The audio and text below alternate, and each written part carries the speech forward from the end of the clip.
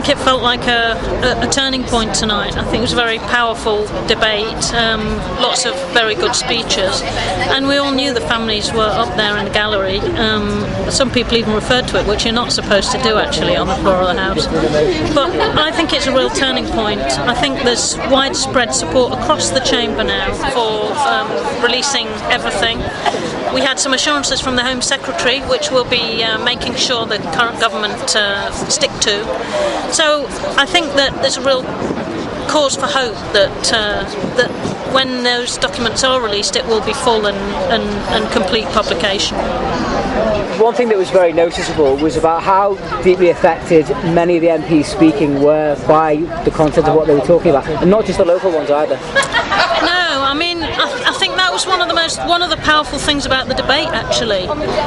An awful lot of people who spoke either had personal experience, they were there, they knew people who were there, there'd been another football match, they knew there was something that almost everybody, and it was very difficult for a lot of MPs to keep their composure, as people will have noticed. You won't see that in Hansard so much, but I think there were some incredibly powerful speeches, and those of us who've spoken in the House before on this issue know how hard it has been over the years to keep yourself in check, and a few of us had a bit of difficulty this evening.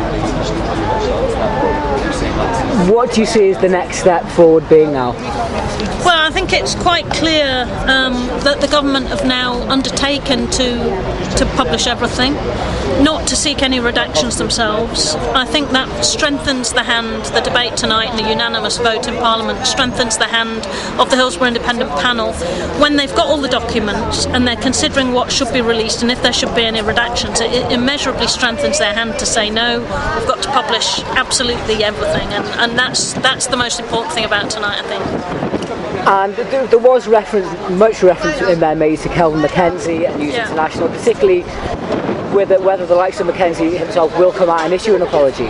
Do you see any likelihood of that actually happening? Well, it hasn't happened so far. I mean, I think they should, but I'm not holding my breath, put it that way.